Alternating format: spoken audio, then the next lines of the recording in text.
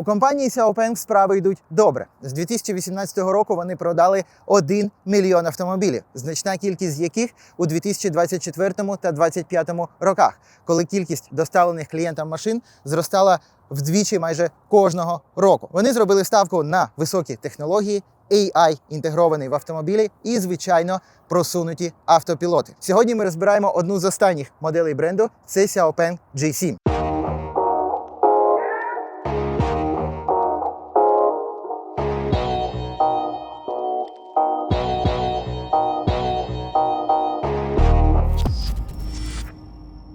Приблизно рік тому я знімав Xiaopeng G6, і я назвав той автомобіль найкращим SUV 2024 року. Там я не знайшов практично ніяких недоліків, автомобіль дуже круто рулився, автомобіль був рафінований, з дуже просторим салоном, загалом практично ідеал, і з хорошою музикою і так далі. Так ось, G7 – це і є G6. Колісна база тут 2890 мм, ідентична. Передня колія та задня колія абсолютно ідентичні. Силова клітка кузова всередині абсолютно ідентична. Ви можете подивитись на фотографіях, які я зараз ставлю, всі підштамповки, все інше однакове. Технологія виготовлення кузова, звичайно, теж та сама, тому що і кузов той самий. У нас спереду масивна штампована алюмінієва частина, цільна між стаканами. І ззаду така сама здоровенна частина між задніми стаканами. До речі, G6 і взагалі-то G7 – це перші китайські кросовери, які використовують цю технологію виготовлення. До цього загалом ми всі знаємо, що Tesla почала робити подібні речі. Але цей автомобіль наглядно показує нам еволюцію бренду Xiaopeng. Тому що кількість змін саме у програмному забезпеченні, саме у софтвер, хардвер, підвісці, вона дуже велика. Ну і сам кузов візуально теж змінився досить сильно, хоча ви бачите, що фактично двері однакові, фактично стійки однакові, але цей автомобіль в довжину набагато більший, ніж G6.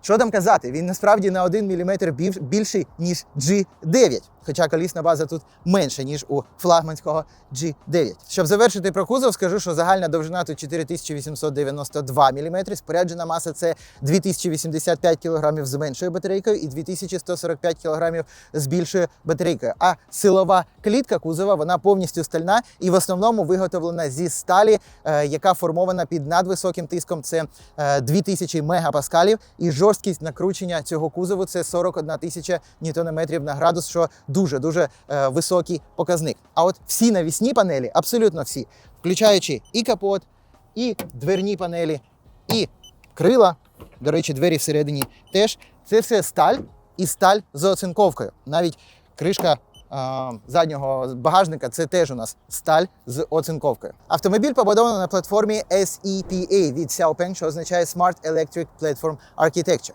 І це у нас означає 800-вольтова платформа, яка підтримує заряджання з коефіцієнтом 5C. Це означає, що машинка може приймати 400 плюс кВт на годину і заряджатися за 10 хвилин на приблизно 430 км запасу ходу. У нас літій залізофосфатні батарейки. Всього є дві на вибір. Це 68,8 кВт годин з запасом ходу по CLTC 602 км і 80,8 кВт годин. Це батарейка якраз в цьому автомобілі, це максимальна версія, і запас ходу за CLTC буде 702 км. При цьому тут оновлена система термального менеджменту батареї, яка називається XHP 3.0, якщо я не помиляюсь. І тут є AI Battery Doctor. Тобто це фактично комплекс софтвер і хардвер, який моніторить через облако стан цієї батареї 24/7. І Xiaopeng заявляє, що це може продовжити термін використання, термін служби цієї батарейки аж на 30%. Ну і додам, що всі батарейки, звичайно, всі версії мають віддачу ВТЛ до 6 кВт. На додаток скажу, що актуальний вольтаж цієї батарейки – це 581 вольт. Тобто це приблизно нижча границя за китайською класифікацією, яка може називатися 800-вольтовою архітектурою, тому що старт там від 555 вольт. Але загалом яка нам різниця, якщо цей автомобіль дійсно може приймати 400 плюс кВт. Батарейка вбудована в корпус, це CIB Body Integration, тобто корпус батарейки є фактично силовою частиною кузову, а не просто десь там знизу прикручений. І при цьому там є дуже багато рівнів захисту. Наприклад, боковий тиск на цю батарейку, який вона може витримати без наслідків, це 80 тонн, тобто сила удару, яка може прийти в її бокову частину. З точки зору динаміки все дуже просто. Завжди тільки задній привід. Хоча G6 колись були повнопривідні, зараз їх теж нема. Це 218 кВт потужності, 296 кінських сил і 450 ньютонометрів. Прискорення за паспортом 6,5 секунди від 0 до 100, і це відчувається, автомобіль досить динамічний. А тепер про те, що дійсно революційно в цьому автомобілі, є дуже важливим і для китайських кінцевих споживачів, і для Xiaopeng. У нас є 3 версії цього автомобіля. Ціна від 27 500 в салоні без знижок до майже 32 тисячі доларів в салоні без знижок за сьогоднішнім курсом. І всі вони оснащені XNGP, тобто Xiaopeng Navigation Guided Pilot System. Це означає, що цей автомобіль може розпізнавати світло світлофорів, може їздити за навігацією, може перестроюватися в автоматичному режимі без допомоги водія. І фактично це майже автопілот рівня 3. В усіх версіях абсолютно стандарт. А от апаратне забезпечення тут різне. Перші 2 версії Xiaopeng G7 працюють на чіпі Qualcomm Snapdragon 8295P. А от остання версія Ultra, саме ця машина, має дещо особливе. Якщо ви бачили в YouTube робота від Xiaopeng, якого назвали Iron, який, мабуть, зараз найбільш гуманоїдний робот, їм навіть довелося розрізати йому штанини, щоб показати, що там всередині не людина, а металевий скелет, то і робот, і G7 працюють на одному чіпі. І це власна розробка компанії Xiaopeng, і цей чіп називається AI Turing. І в цьому автомобілі цілих 3 таких чіпи. Загальна здатність обробки – це 2250 трильйонів операцій на секунду, що робить взагалі-то цей автомобіль одним з лідерів класу, взагалі всього ринку, незважаючи на ціну автомобіля. Так, Xiaopeng розробляє власні чіпи, власний AI через те, що вони планують не тільки розробляти автомобілі, точніше, вони вже розробляють не тільки автомобілі, але і дрони, і роботи, і все це вони планують дійсно продавати. Їх літаючий автомобіль вже можна передзамовити. З точки зору підвізки, останні версії G6 і G7 отримали адаптивні амортизатори, у яких є, власне, декілька функцій. Перше, це, звичайно, ми можемо обрати загальний стиль роботи цих амортизаторів, загальну жорсткість, починаючи від Comfort Plus до спорту. Це обирається на центральному екрані, і різниця, звичайно, досить помітна. Але плюс до того, це адаптивна підвізка у реальному часі. З допомогою камер автомобіль може розрізняти, наприклад, лежачих поліцейських за 2 метри перед ними на будь-якій швидкості і підлаштовувати підвізку під такі явні дорожні неприємності. Я не відчуваю конкретної роботи цієї системи, вона не відчутна, але автомобіль досить добре долає всі оці дорожні проблеми, так що, мабуть, працює вона добре. А з точки зору конструкції цієї підвізки, те саме, що G6, ідентично, ті самі партнамбери. Це у нас подвійний верхній важіль, у нас алюмінієвий важіль знизу, у нас бачите, видно, що алюмінієва частина штампована передніх оцих стаканів, і кліренс під переднім пластиковим захистом 171 мм, що досить непогано. На середині кузова ситуація навіть краще, це 195 мм під батарейкою, а сама батарейка має заводський захист, сталевий ось такий екран, що досить добре, якщо він не почне іржавіти. Так, що тут у нас ззаду? Ззаду 170 мм під підрамником. Все добре захищено, але, трошки такий рідкий пластик. І, звичайно, багатоважільна ось така підвізка. Всі важелі зі сталі, наскільки я бачу. Всі 3 версії зовні не відрізняються ніяк. Ось це, правда, опційні диски на 20, стандартно йдуть на 18. І час переходити в салон, щоб показати, яке взагалі круте тут оснащення. І почнемо ми з доводчиків дверей. В цьому класі це далеко не в кожному автомобілі. Вони тут є. Теоретично вони за доплату, але зараз по акції їх дають абсолютно безкоштовно. Безрамкові двері. Спереду у нас багатошарове скло. Шумоізоляція в автомобілі дійсно класна. І, до речі, ось ці шини, вони мають вкладку спінки, спінного поролону. І це дає, звичайно, покращення стосовно їх шумоізоляції. В усіх версіях, навіть в найдешевших з 18 дисками. В цьому автомобілі дуже нетипове і цікаве оздоблення салону для свого класу. Ось це, наприклад, натуральне дерево. Ця накладка робиться з імпортованого з Європи дерева, і кожен ось цей малюнок, він не повторювальний, як, наприклад, відбитки пальців, тому що матеріал, повторюся, натуральний. Далі, ось тут у нас обшите м'яким, на відчуття як якийсь PVC, тут так само, тут так само. Тут досить недорогий базовий пластик. При цьому на сидіннях у нас шкіра напа, на кермі у нас теж натуральна шкіра. А от де у нас дійсна революція, то це ось тут. Справа в тому, що до моделі G7 у Xiaopeng в жодному автомобілі не було проекції на лобове скло. Не знаю, чому історично так склалося, але вони виправили цю проблему. Разом з Huawei вони розробили проекцію, яка стала одним з лідерів ринку. Це 87 дюймів діагоналі. Вона може показувати зображення з камер з бокових дзеркал, дуже класне, кольорове. Вона може показувати відео на лобове скло, звичайно, коли автомобіль не пересувається.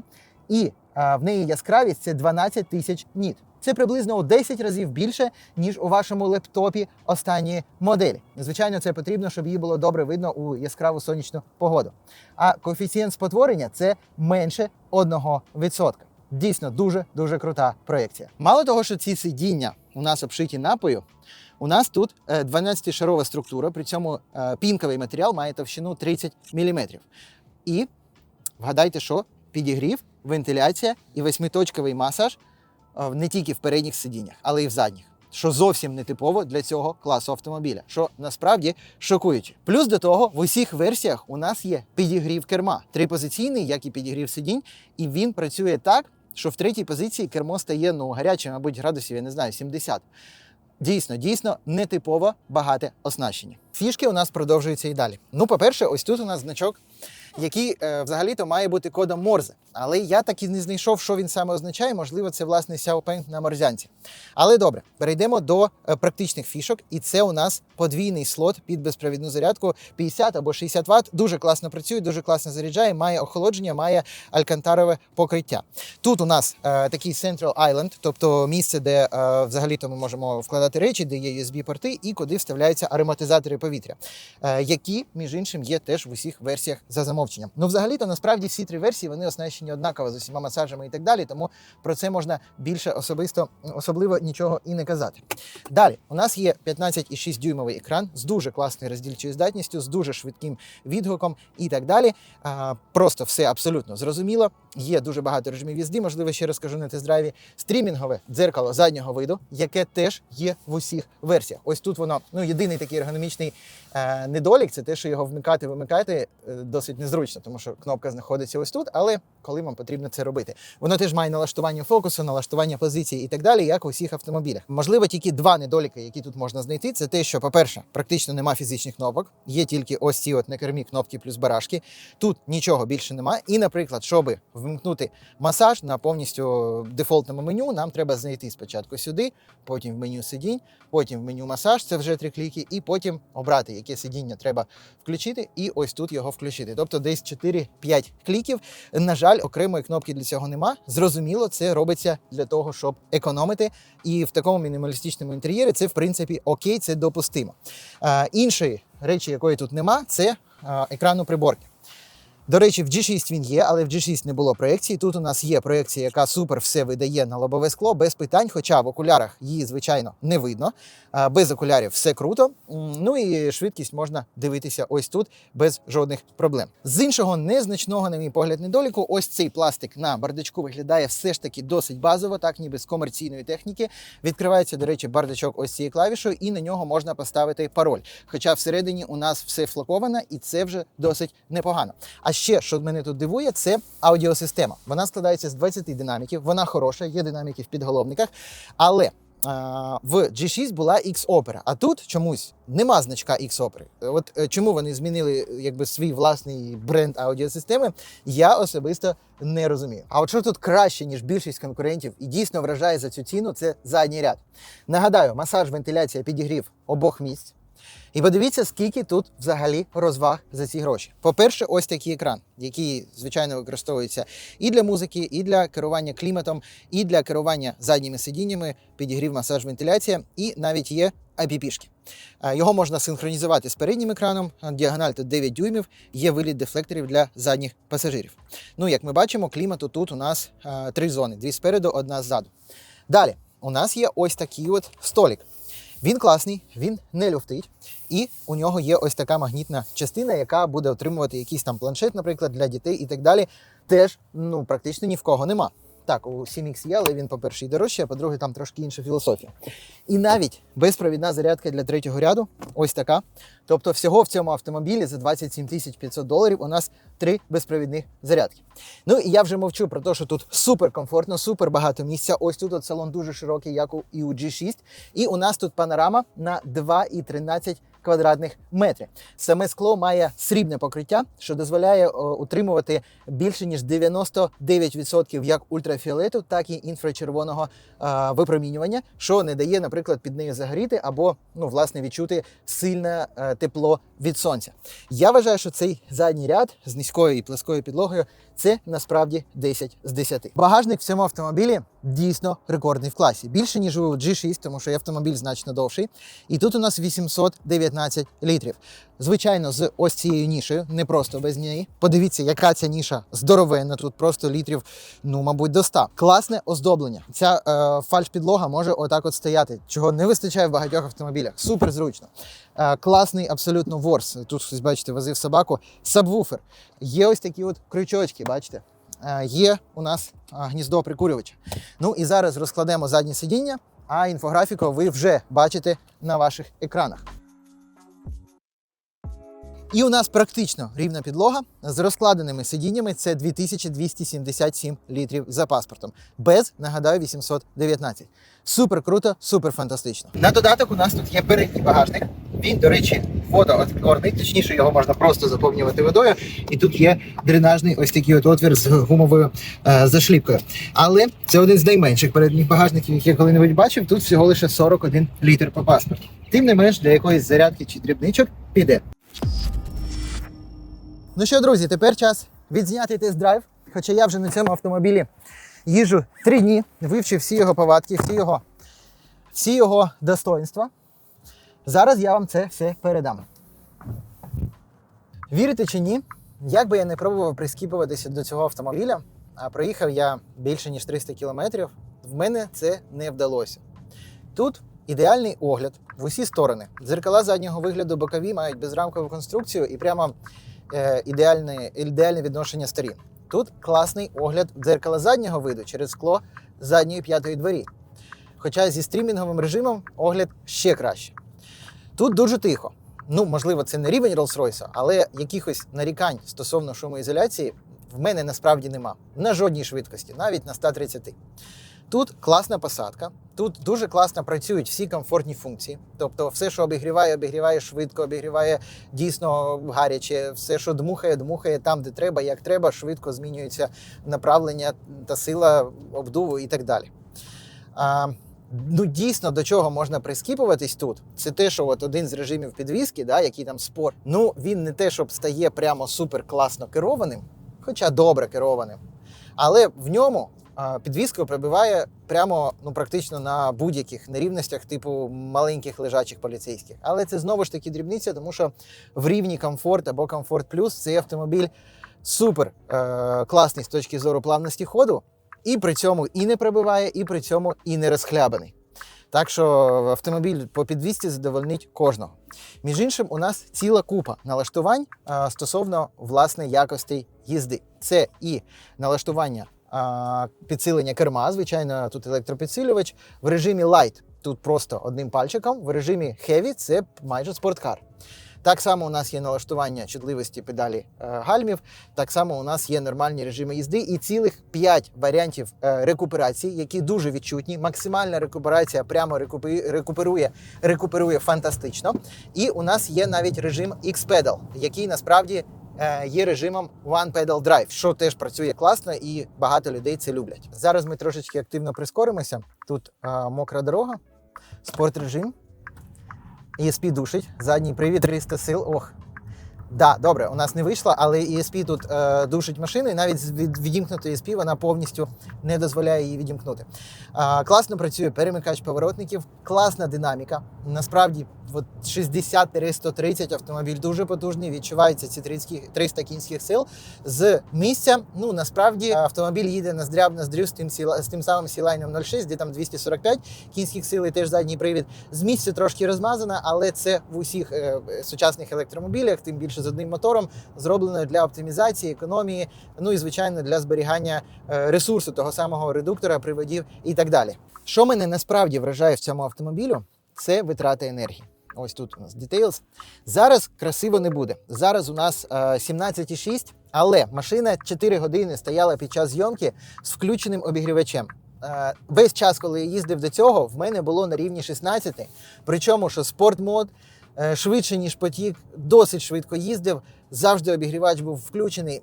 Це фантастика. Xiaopeng дуже економічні машинки. Ще на G9 я це побачив.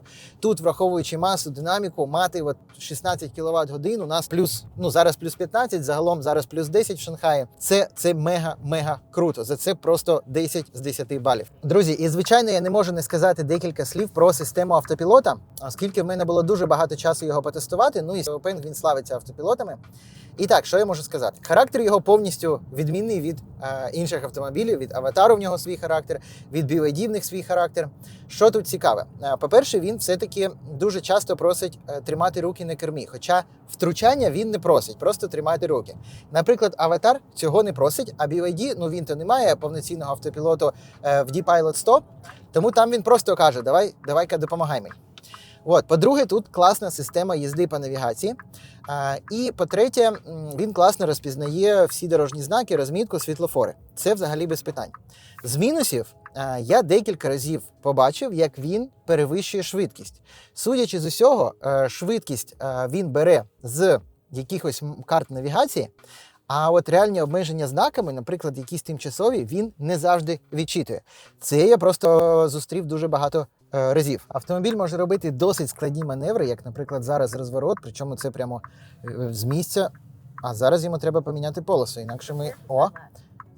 Дуже класно, молодець. А от що тут трошки гірше, ніж у BYD, то це утримання в полосі. Так, BYD теж іноді лякало, але тут, ну, досить часто вона, по-перше, шарахається від небезпеки, коли її нема. А по-друге, дуже часто їде прям, ну, впритул до межі полоси, причому там, коли нема логічного пояснення, чому вона це робить.